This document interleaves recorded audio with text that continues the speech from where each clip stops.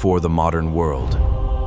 Before nations rose and fell, there were stories. This is not just history, this is our heritage. For decades, Venezuela sat on the wealthiest oil reserves in South America. Following the death of Hugo Chávez, the nation's economy entered a complete freefall. In 2013, Nicolás Maduro assumed the presidency, explicitly anchoring his political legitimacy to his predecessor's legacy. Under his administration, the currency collapsed. Hyperinflation wiped out savings, leaving citizens struggling to find basic food and medicine. Millions of desperate Venezuelans flooded the streets in massive, chaotic protests against the government.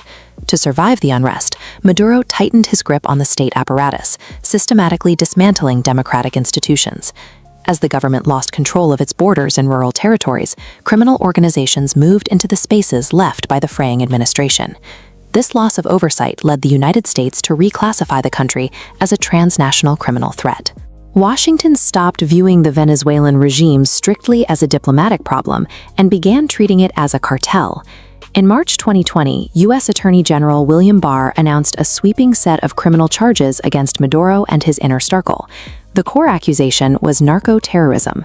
This map illustrates the Justice Department's claim, an air bridge where the regime conspired with FARC to traffic cocaine. The indictment detailed how state resources were weaponized to protect multi-ton shipments moving by air and sea into North America. By formally indicting him, the U.S. rewrote the rules of engagement. They legally justified the pursuit of a sitting head of state as a cartel boss.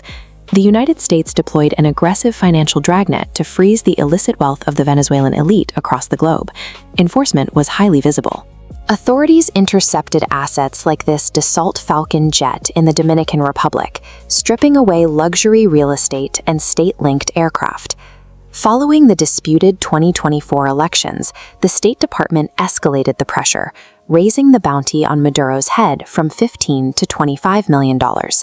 By August 2025, that reward doubled to a staggering $50 million, the largest ever offered for a foreign leader in U.S. history.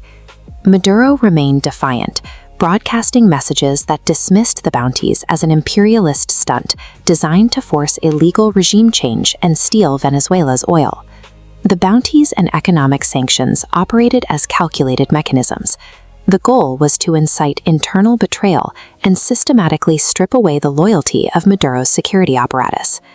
On January 3, 2026, years of mounting legal and economic pressure finally culminated in a direct military intervention.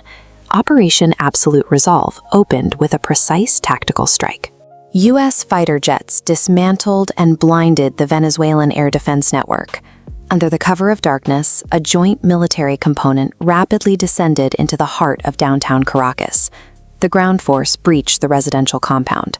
Navigating the complex urban environment, they systematically isolated their target. Despite the overwhelming risk, operators successfully apprehended Nicolás Maduro and Cilia Flores without a single loss of life. The operation set a new precedent for the limits of head of state immunity. It demonstrated that a sitting leader could be physically removed from their own capital to face domestic criminal charges. 2 days after his capture, Nicolás Maduro stood inside a U.S. federal courtroom in New York. He entered a not guilty plea, completing a stunning transition from an untouchable autocrat to a federal detainee awaiting trial in Brooklyn. To Washington and exiled Venezuelans, the operation stands as a victory for international justice over a corrupt narco-state. To Maduro's allies and critics of American intervention, the raid was a dangerous violation of international law. The operation demonstrated the scale of American military and legal reach, yet it leaves behind a fractured Venezuela and a precedent that challenges the long-standing norms of global diplomacy.